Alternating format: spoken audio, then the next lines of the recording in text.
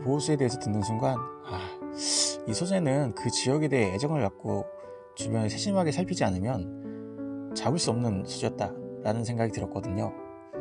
어떻게 보면 보호소라는 게 도시민들의 입장에서는 볼 기회가 없어서, 반대로 정주민 입장에서는 너무 당연한 존재라서 양쪽의 관심에서 동시에 멀었던 존재였던 것 같아요. 그런데 이번 기획을 통해서 그런 보호수에 대해 다시 한번 바라보고 생각해 볼 수 있는 기회가 생긴 거죠.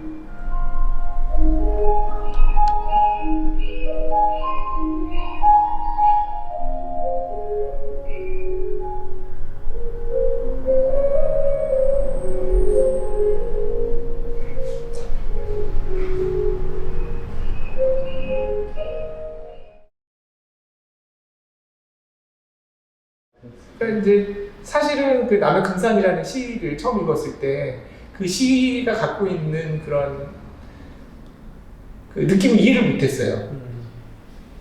근데 이제 그 금산을 가보고 나니까 그냥 그게 그 시가 즉각적으로 그냥 이렇게 딱 와닿게 되더라고요. 그 돌속을 들고 나오는 그런 표현이라는 게 이게 그냥 이게 그냥 어떤 시적인 감수성을 위해서 작가가 고르고 고른 단어가 아니라 그냥 그거구나, 되게 직관적인 거였구나라는 걸 알게 됐고, 그러면서 조금 더 그 남에 대한 애정이 깊어졌다고 그전에는 그냥 해안가 있잖아요. 네. 근데 이제 이게 어촌같지가 않은 그런 느낌이었어요. 내가 특별한 장소를 왔다기보다는 그냥 좀 평범한 시골 마을에 가 있는 느낌? 그래서 이제 그런 게 이제 실제로는 이제 뭐 제주도 같은 경우에는 그 풍경이 워낙에 틀리기 때문에 사람들이 많이 찾는 장소가 됐지만, 여기는 그렇다기보다는 좀 더 좀 편안한 느낌을 주는 그런 장소구나, 이런 생각을 하게 됐습니다. 보호수라는 가가 되게 재밌다고 생각했어요. 그 이름 자체가. 그러니까 좀 애매한 거야. 자기가 보호를 받아야 되는 건가? 아니면 남을 보호를 해준다는 건가? 그러니까 이제 영어로 하면은 뭐 그 뜻이 좀 더 명확해질 텐데, 그거를 보호수로 명명을 하면서 약간 또 뜻이 좀 중의적으로 된 것 같아요. 그런 점도 좀 재밌었고, 그리고 제가 예전에 해보고 싶었던 어떤 부분이기도 하거든요. 이 나뭇가지를 가지고 한번 그 구축물을 만들어 본다는 게, 그래서 그런 생각이 예전에 있었기 때문에 하면 되게 좋겠다, 이런 생각을 하게 됐습니다. 세월이죠. 뭐 시간이 이게 어떻게 이런 시간이 그 안에 들어있는 거잖아요. 그리고 어떻게 보면은 그 길게는 막 몇천 년 가는 것도 있고 몇백 년 가는 것도 있지만, 뭐 몇백 년 가는 세월을 그 나무가 거기 있다는 사실, 그 자체가 좀 경이로웠다고 할까요? 그리고 이제 그게 실질적으로 시각화돼서 우리 눈에 펼쳐지잖아요. 그런 거에서 오는 그 경외감, 바람이나 거기 있었던 지나갔던 뭐 사람들이나 일이나 어쨌든 이 나무는 다 봤을 거 아니에요. 오랜 시간을 겪고 거기에 서 있는 그 존재에 대한 어떤 경외감 같은 게 있었어요. 근데 이제 그거를 실현하는 일이 항상 좀 어려웠고, 마을에 있는 당나무들 이렇게 가서 보니까 제 어릴 적 기억도 그렇고, 그런 좀 나무 안에 항상 돌이 쌓여 있고, 가지는 이렇게 약간 좀 샤머니적인 성격의 그런 금줄이죠. 네, 금줄도 걸려 있고 그 다음에 뭐 밭도 있고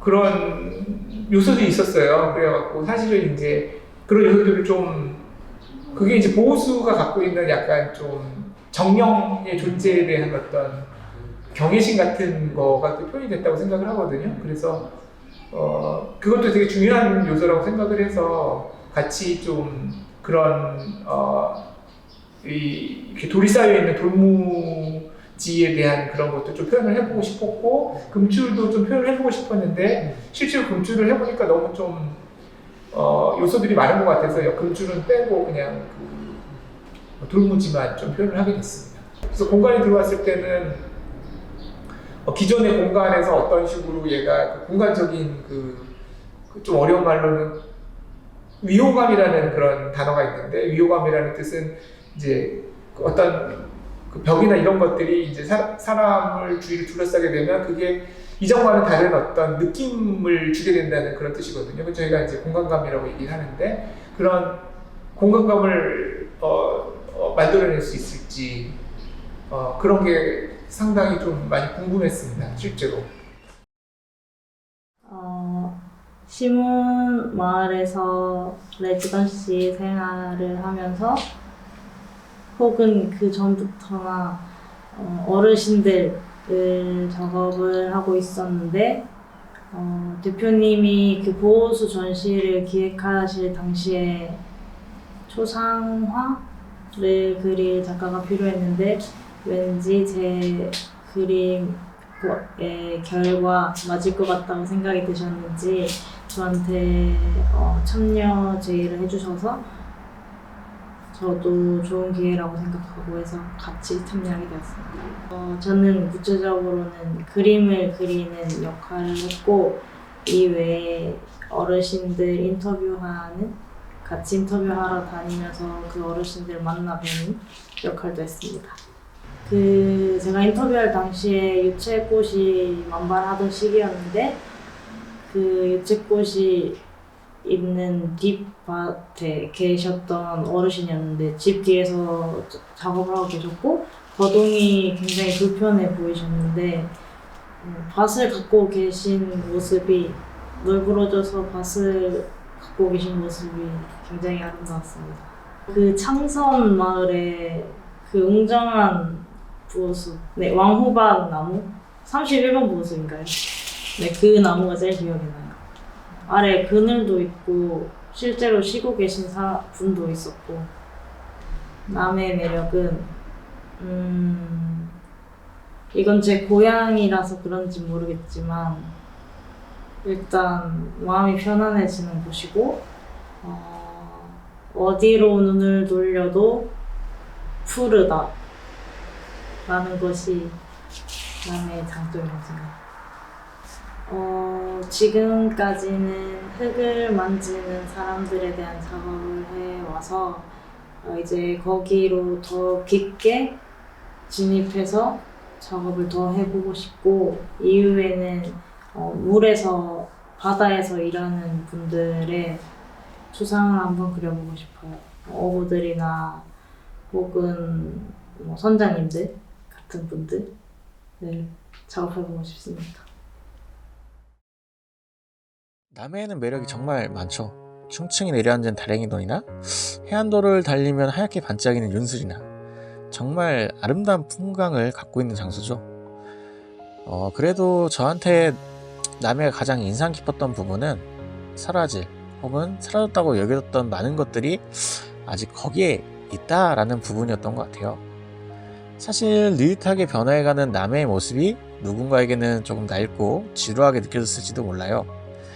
그런데 평생 도시에서 자란 사람한테는 그 풍경이 되게 부럽다고 느껴졌어요. 그 도시에서의 삶과 풍경은 너무 빨리 사라지고 변해가고 있다는 게 되게 안타까운 마음이 들게 되더라고요. 남해에는 도시인들이 갈구하는 혹은 현대인들이 갈구하는 어떤 원형들이 남아있는 장소가 아닌가 그런 생각이 들어요.